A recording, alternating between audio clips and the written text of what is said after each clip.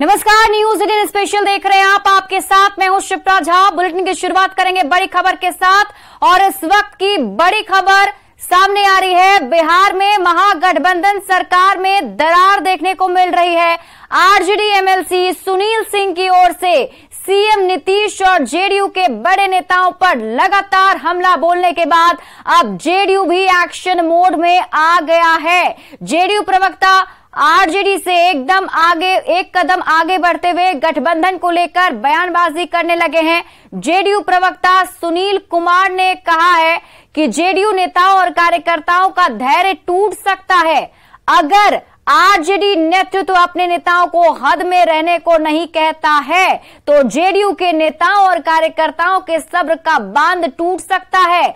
ये बड़ा बयान प्रवक्ता सुनील कुमार ने दिया है। आपको बता दें कि आज सुबह ही आरजेडी एमएलसी सुनील सिंह की ओर से सीएम नीतीश और बिहार सरकार के भवन निर्माण मंत्री और सीएम नीतीश कुमार के बेहद करीबी नेता अशोक चौधरी पर निशाना साधा जा रहा है। सुनील सिंह ने अशोक चौधरी को घाट घाट का पानी पीने वाला बताया है, तो वहीं सीएम नीतीश कुमार को लेकर कहा है कि मुख्यमंत्री के हाथ में अब सब कुछ नहीं है।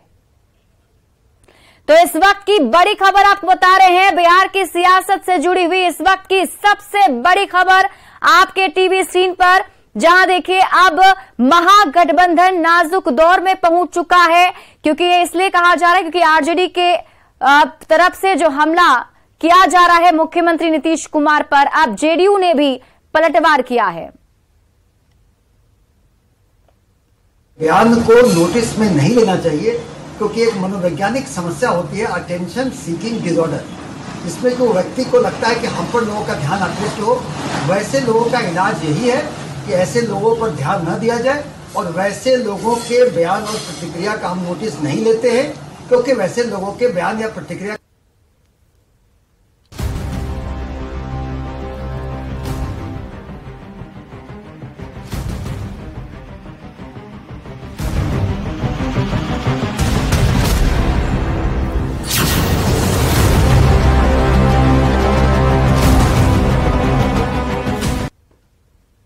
और अब बात करेंगे बाढ़ के आहट की। बिहार में मॉनसून की बारिश राहत तो लेकर आई, लेकिन अब ये राहत आफत बन गई है। बारिश के कारण नदियों के जलस्तर में काफी वृद्धि देखने को मिली। खासकर गंगा, कोसी और गंडक नदी कहर बरपा रही है।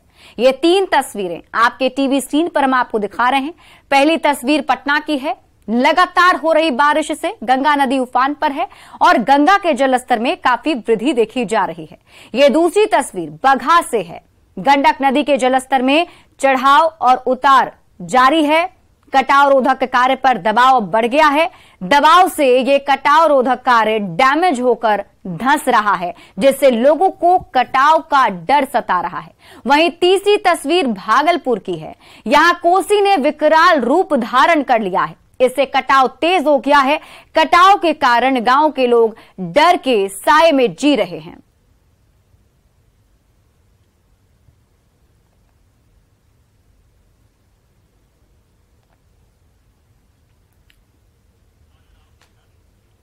और लगातार हो रही बारिश से बिहार में गंगा नदी का जलस्तर काफी बढ़ता चला जा रहा है। पटना में 48 घंटे में दीघा घाट पर 92 सेंटीमीटर और गांधी घाट पर 69 सेंटीमीटर जलस्तर बढ़ा है। मौसम विभाग ने 28 जिलों में भारी बारिश का अलर्ट जारी किया है। ऐसे में बिहार में बाढ़ की आहट महसूस हो रही है। संवाददाता रवि एस नारायण की इस रिपोर्ट को देखिए। बिहार में हो रहे लगातार बारिश के कारण नदियों का जो जलस्तर है वो तेजी से बढ़ रहा है। और अगर पटना की बात करें तो पटना के गंगा के जलस्तर हो या फिर पुनपुन नदी का, उसमें तेजी से बढ़ोतरी हुई है। और अभी हम खड़े हैं पटना के दीघा घाट पे और दीघा में अगर गंगा का स्थिति जो है वो हम आपको दिखाते हैं। ये देखिए यहाँ पे स्केल लगा है और इस स्केल के जरिए जानने की कोशिश करते हैं कि पिछले 48 घंटों में अगर बात करें तो दीघा में लगभग 92 सेंटीमीटर जो जलस्तर है वो बढ़ा है, जो बहुत तेजी से बढ़ रहा है। वहीं अगर गांधी घाट में कहें तो लगभग 69 सेंटीमीटर जो है वो जलस्तर यहाँ पे बढ़ा हुआ दिखाई पड़ रहा है। और फिलहाल अगर बात करें तो दीघा घाट पर लगभग 46 मीटर जो है वो जलस्तर हो गया है। वहीं 45.49 जो है वो गांधी घाट पे है। हालांकि ये अभी कह सके कि जो खतरे का निशान है 48.6 उससे बहुत कम है, लेकिन जिस तरीके से लगातार गंगा का जल स्तर बढ़ रहा है वो डराने वाला है। और गंगा के जो रफ्तार को जरा देखिए कि यहाँ पे कल तक जो है वो यहाँ पे गंगा का जो पानी है वो बिल्कुल साफ दिखाई पड़ रहा था। वहीं अब अगर देखेंगे तो पूरा का पूरा जो पानी है वो मटमैला है, क्योंकि कई नदियों के पानी जो है वो जलस्तर जो है वो बढ़ रहा है। नौका विहार चल रहा है कि नहीं? अभी तो हवा का और थोड़ा लहर भी हो गया, इसीलिए बंद है जी। अभी बंद है सर। हवा इतना तेज है कि हल्फा हो गया है पानी में बहुत ज्यादा, इसीलिए अभी बंद है। देखिए यहाँ पे साफ तौर पे लिखा है कि यहाँ नहाने वालों का घाट नहीं है यहाँ, लेकिन बावजूद जो है वो नहा कर बहुत कितना लोग सर ऊपर से भी छलांग मारते हैं। हम लोग माना भी करते हैं तो नहीं मानता है। कितना अभी 2-4 दिन पहले एक वहाँ डूब गया था। यहाँ तो बहुत कम से कम अभी इस साल 2023 में कम से कम 50 को डूबा है। कैमरा पर्सन सुबोध के साथ रवि एस नारायण, न्यूज 18 पटना। खबर बगहा से है, जहां गंडक नदी के जलस्तर में चढ़ाव और उतार के बाद ठकराहा प्रखंड के हरक टोला में नदी का दबाव एक बार फिर बढ़ गया है। गंडक की धारा के झुकाव से टकराए गए कटाव रोधक कार्य पर दबाव बढ़ गया है। नदी के तट को सुरक्षित और मजबूत करने के लिए कटाव रोधक कार्य किए जा रहे हैं, जो जलधारा के दबाव से डैमेज होकर धंस गए हैं, जिसके कारण ग्रामीणों में कटाव को लेकर भय है। संसाधन के साथ इंजीनियर मौजूद रहकर बचाव कार्य कर रहे हैं।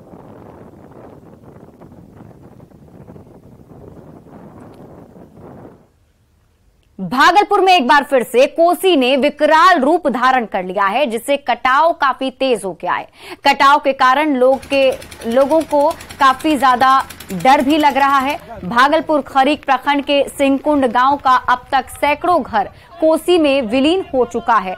लगातार कटाव होने के कारण धीरे धीरे लोग गांव से अब पलायन भी कर रहे हैं। जिले में लगातार बारिश हो रही है, ऐसे में कोसी के जलस्तर में वृद्धि भी हो रही है।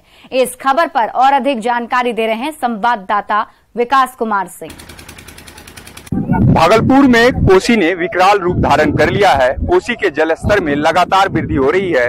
कोसी के कटाव से लोग दहशत में जी रहे हैं। ग्राउंड जीरो से हम आपको पहले तस्वीर दिखाना चाहते हैं कि ये तस्वीर देखिए किस तरह से कोसी जो है सिंहकुंड लोगों पर कहर बरपा रही है। किस तरह से कोसी नदी में कटाव हो रहा है, इसकी तस्वीर आप ग्राउंड जीरो से देख रहे हैं। कोसी उफान पर है और साथ ही कटाव काफी तेज हो गया है। नतीजन जो गांव के लोग हैं, सिंहकुंड गांव के लोग अब यहां से पलायन करने के कगार पर हो गए हैं। किस तरह का कटाव और कितने लोग गांव छोड़ चुके हैं? करीब 350 घर यहाँ से चले गए हैं और 150-200 घर बसे हुए हैं दूर दूर में। यहाँ वर्षा के कारण कटाव ज्यादा हो जाता है। 87 से लेकर हम लोग तबाह हो गए हैं। अब तक गांव को बचाने के लिए कोई कोई प्रतिनिधि नहीं आते हैं, चला जाता है, घूम करके कहता है और आए फिर जब वोट का समय आता है सब यहाँ वोट लेने के लिए आते हैं। तेज कटाव हो रहा है सिंहकुंड गांव में। और एक तस्वीर हम आपको दिखाना चाहेंगे कि ये कोसी नदी है और यहाँ से कुछ ही दूर पर यह गांव बसा हुआ है। और यह जो घर आप तस्वीरों में देख रहे हैं, यह घर जो है जिस तरह से कोसी नदी में कटाव तेज है, ऐसे में यह घर 2 से 3 दिन के भीतर कोसी नदी में समा जाएगा। अभी तक गांव वालों को देखने के लिए कोई जनप्रतिनिधि नहीं पहुंचे हैं। लोग दहशत है, दहशत में जी रहे हैं, भय के साए में लोग जी रहे हैं। जरूरत है कोसी नदी के कटाव को रोकने के लिए कटाव रोधी कार्य शुरू करने की। विकास कुमार सिंह, न्यूज 18 भागलपुर।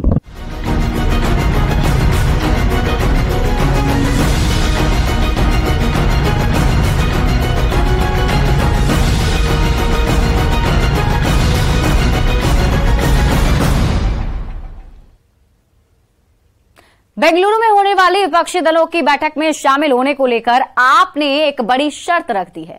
आप सांसद राघव चड्ढा ने अपनी विपक्षी दलों की बैठक को लेकर एक बड़ा बयान दिया है। राघव चड्ढा ने कहा है कि बेंगलुरु में होने वाली विपक्षी दलों की बैठक को लेकर कांग्रेस की ओर से निमंत्रण मिला है, लेकिन दिल्ली में जो काला अध्यादेश लाया गया है उस पर अभी कांग्रेस ने अपने स्टैंड क्लियर नहीं किए हैं। कांग्रेस के स्टैंड के बाद ही आप बैठक में शामिल होने को लेकर कोई फैसला लेगी।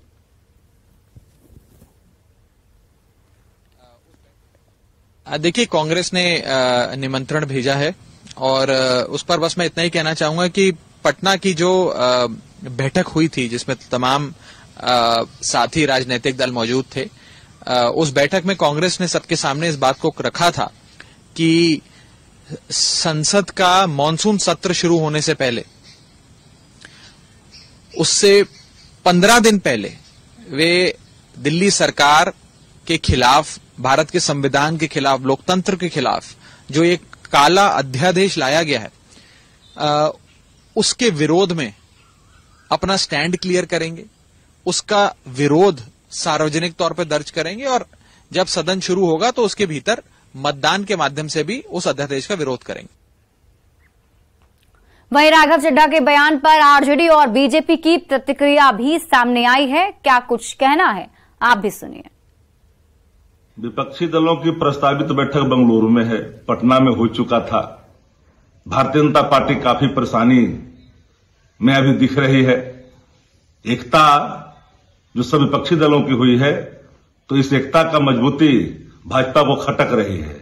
लेकिन याद रहना चाहिए, तानाशाह देश को कतई स्वीकार नहीं हो सकता है। बिहार की गरीब जनता के करोड़ों रुपए बिहार के मुख्यमंत्री नीतीश कुमार ने जो बर्बाद किया, पूरा देश घूम करके अपने आप को बड़ा नेता स्थापित करने की जो असफल कोशिश की, और 23 तारीख को जो बैठक हुई, महाठगबंधन टाइप की जो बैठक हुई, उसकी असलियत तो अब सामने आ गई है।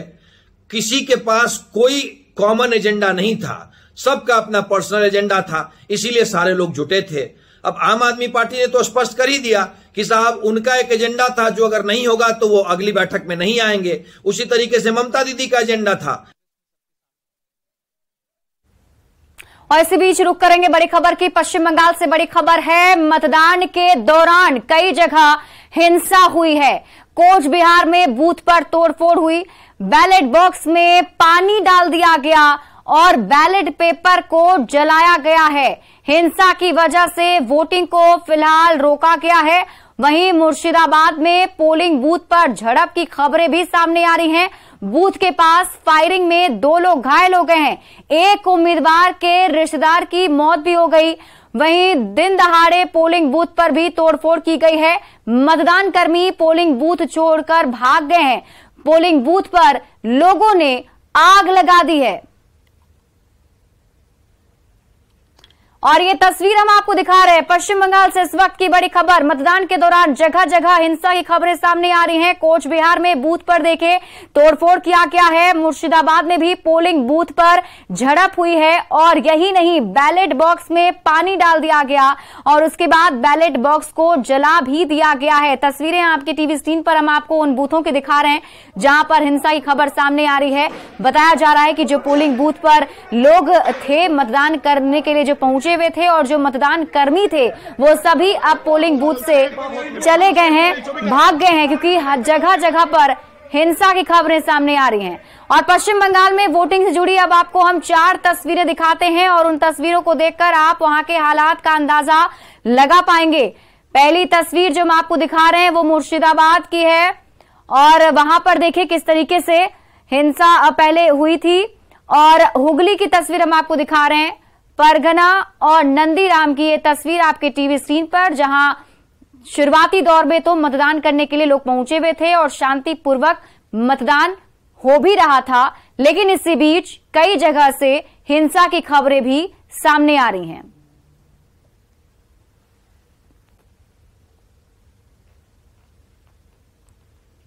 वहीं बंगाल चुनाव पर अमित मालवीय का ट्वीट भी सामने आया है। पंचायत चुनाव तमाशा बन गया है, ये ट्वीट किया गया है अमित मालवीय की तरफ से और उन्होंने कहा है कि पंचायत चुनाव तमाशा बन गया है। एसईसी और पुलिस की मिली भगत है। सीएपीएफ की तैनाती का विरोध किया और कोर्ट के आदेश को दरकिनार किया गया है। ये ट्वीट करते हुए उन्होंने अपने ट्विटर हैंडल से ट्वीट करते हुए लिखा है। उन्होंने ये भी लिखा कि पोलिंग बूथ पर सीसीटीवी कैमरे नहीं लगाए गए हैं। हजारों पोलिंग बूथ पर सुरक्षा व्यवस्था सही से नहीं किया गया है, जिस वजह से ये हिंसा हुई है।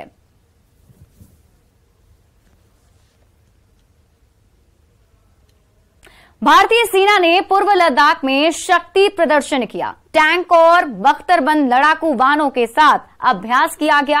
टैंक सिंधु नदी को पार करते नजर आए। इंडियन आर्मी के T-90 और T-72 टैंकों ने अपना दम दिखाया। सेना के अधिकारियों ने कहा है कि इस तरह के अभ्यास आकस्मिक परिस्थितियों की तैयारी के लिए किए जाते हैं। भारतीय सेना ने सिंधु नदी को पार करने और दुश्मन के ठिकानों पर हमला करने के लिए पूर्वी लद्दाख में अभ्यास किया। सेना के T-90 और T-72 टैंकों ने अपना दम दिखाया है। सेना के अधिकारियों ने कहा है कि इस तरह के अभ्यास आकस्मिक परिस्थितियों की तैयारी के लिए किए जाते हैं। भारतीय सेना दुनिया की उन चुनिंदा सेनाओं में से एक है जो 16,000 फीट तक की ऊंचाई पर और बड़ी संख्या में टैंकों का संचालन करती है।